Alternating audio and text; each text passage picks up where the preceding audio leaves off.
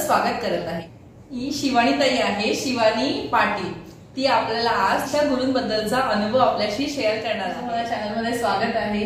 आणि ह्या फुलांचा जसा सुगंध आहे तसा भक्तीचा सुगंध तुझ्या घरात दरवळते। गुरुदेव दत्त अवधूत चिंतन श्री स्वामी समर्थ महाराज की जय। माझं नाव शिवानी पाटील। मी मूळची, माझं माहेर गुरगाव आणि सासर बोरगाव मध्ये दिलं। म्हणजे मी स्वामींबद्दलचा एक अनुभव तुमच्याशी शेअर करते।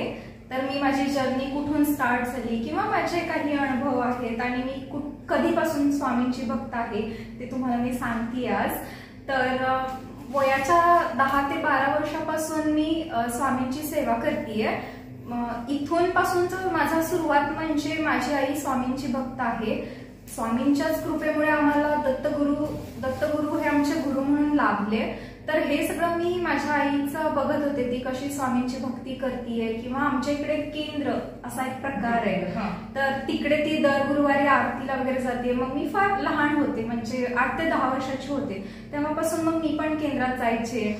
जसं की केंद्रात म्हणजे मंदिरात बरेच सारे लोक वेगवेगळे स्वामींची सेवा करत असतात किंवा अनेक काहीतरी पाठ करत असतात, पुराण वाचत असतात, पोथी वाचत असतात। जसं की स्वामी चरित्र सारामृत आहे, गुरूंच्या आणि बऱ्याच सेवा आहेत, जसं की बऱ्याच आरत्या आहेत, बरेच स्तोत्र आहेत। तर हे वारंवार माझ्या कानावरती पडत गेलं आणि त्यामुळेच माझी गोडी वाढत गेली।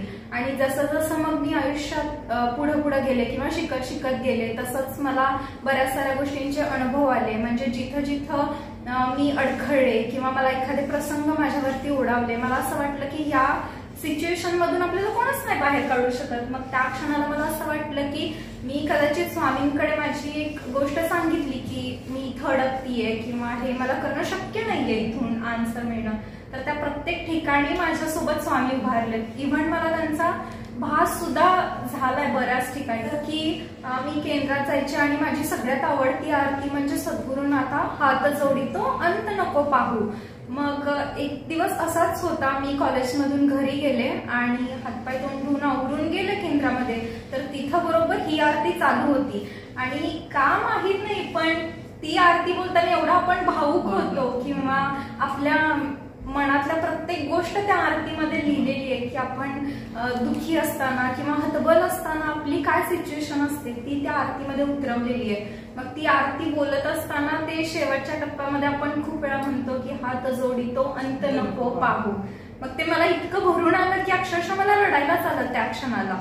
मग मी त्यावेळी सतत म्हणजे महाराजांकडे बघत होते, म्हणजे असं काही नाही की आयुष्यात हे घडतंय किंवा हे वाईट सिच्युएशन, पण माहित नाही की एकदम असं आपण भावुक झालो त्या क्षणाला। मी इतके भावुक झाले आणि मी सतत स्वामींकडे बघत होते। मग त्यावेळेला मला असं जाणवलं की महाराज माझ्याकडे बघतायत, ते म्हणजे डोळे मिचकवणे किंवा श्वासोश्वास ते मला असं सगळं रिअल मध्ये जाणवत होतं की मग जेव्हा की एक लहान मूल आईकडे रडताना पाहताना आईचे जसे भावना असतात किंवा एखादा दृष्टिकोन असतो बघण्याचा मुलाकडे, मला सेम तसा तो त्या क्षणी अनुभव आला। हा म्हणजे माझ्या आयुष्यातला सगळ्यात मोठा अनुभव आहे। आणि रिअलिस्टिक, एकदमच रिअलिस्टिक असं बघायला गेलं तर 2019ला पुण्यामध्ये जॉबला होते। तर तिथं एक दिवस असं झालं की मला म्हणजे रात्रीच्या अक्षरशः 11:30 वाजले घरी जायला आणि घरचे कोणीही नव्हते, मी एकटीच बॅचलर मध्ये राहत होते। मग त्याच्यामुळे आणि मला बसनी प्रवास करायचा होता, सगळ्यात मोठा टास्क पुण्यामध्ये बसनी प्रवास करणं, तेही इतक्या लेट। आणि आपल्याला तर माहितच आहे म्हणजे पुणे अजून इतकं विकसित नाहीये की तिथं सगळे लोक शिकलेले आणि व्यवस्थित मुलींसोबत ऍटलिस्ट ट्रीट करतील। मग त्या क्षणी मी जेव्हा बस स्टँड वरती गेले तिथे तर मी एकटीच मुलगी होते, तर मला अजून घाबरायला झालं। मी सतत स्वामींचा जप करत होते की महाराज तुम्ही काही पण करा, माझ्या सोबत चला, मी धीट आहे, मी सगळ्यांना टॅकल करू शकते, इव्हन फक्त तुम्ही माझ्या सोबत राहा, माझ्या पाठीशी राहा। आणि तिथून एक मला बस भेटली कर्वेनगरला निघायला आणि त्या अख्ख्या बसमध्ये मी एकटीच होते। मग तेव्हा मला असा अनुभव आला की इतर विचित्र लोक आहेत, म्हणजे मुलींना अक्षरशः जाणवत असतं की माणसं आपल्याकडे कोणत्या दृष्टिकोनातून बघत असतात. मग त्यावेळी मी डोळे बंद केले, मनात हात तर जोडू शकत नव्हते इतक्या लोकांसमोर. मनातल्या मनात महाराजांना विनंती केली, तुम्ही काहीही करा, आज माझ्यासोबत तुम्ही चला. मग त्यावेळी असं झालं की मला जाणवलं की माझ्या शेजारी कोणीतरी बसलं. लेडीज तू एकटीच होती? हा, मुलगी एकटीच होती मी तिकडे. तर मला असं जाणवलं की त्या बसमध्ये माझ्या शेजारच्या सीटवरती कोणीतरी बसलंय, पण माझी हिंमत होत नव्हती की बघायचं कसं तिकडे, कारण आपण एकदम घाबरलेले असतो. आणि मी नवीन होते, कारण मी लहानपणापासून माझं इंजिनिअरिंग अगदी लास्ट पर्यंत मी एकाच गावात केले, त्याच्यामुळे बसनी प्रवास किंवा अंधाराचा प्रवास मला माहीतच नव्हता. मग त्या क्षणाला मला असं जाणवलं की माझ्या शेजारी कोणीतरी बसले, आणि मला ते इतकं मनात हे झालं, म्हणजे आपण आत्मविश्वास आला की नाही, माझ्या सोबत कोणीतरी आहे. तर तिथून मी कशी बशी बसनी पोहोचले कर्वेनगर पर्यंत, आणि म्हणजे तिथून पोहोचून माझ्या पीजी पर्यंत, जिथे म्हणजे मी राहत होते तिथपर्यंत माझ्यासोबत ती सावली होती. म्हणजे तो चमत्कारच म्हणावा, इव्हन महाराजच सोबत असतील असं मला वाटलं. आणि मी पहिल्यापासून म्हणजे 11 माळी जप आणि स्वामी चरित्र सारामृताचा अध्याय करते. म्हणजे ते केल्यानंतर मला इतकं छान वाटतं, किंवा आपण ते वर्ड्स मध्ये नाही सांगू शकत, काही गोष्टी नाही करू शकत. मग हा असा सगळा माझा अनुभव आहे.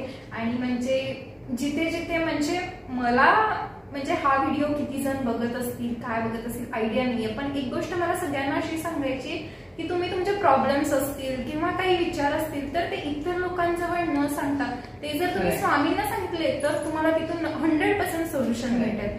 आपल्या गुरूंना सांगणं म्हणजे इव्हन असा प्रकार आहे की त्याच्यामध्ये आपण एखाद्या माणसाला तर जी गोष्ट सांगितली आपली सिच्युएशन, तर लोक थट्टा उडवू शकतात किंवा त्या गोष्टीचा गैरफायदा घेऊ शकतात.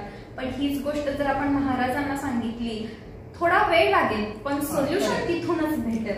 काही गोष्टींमध्ये वेळ लागतो, आणि मला माझा स्पेशली असा अनुभव आहे की एखाद्या गोष्टीला जर महाराज वेळ लावत असतील तर ती नक्कीच गोष्ट त्यावेळेला योग्य आहे तुमच्यासाठी. अगदी खरंय. हा, जे योग्य आहे तेच योग्य वेळीच देतात. हे हा मला सुद्धा अनुभव आहे.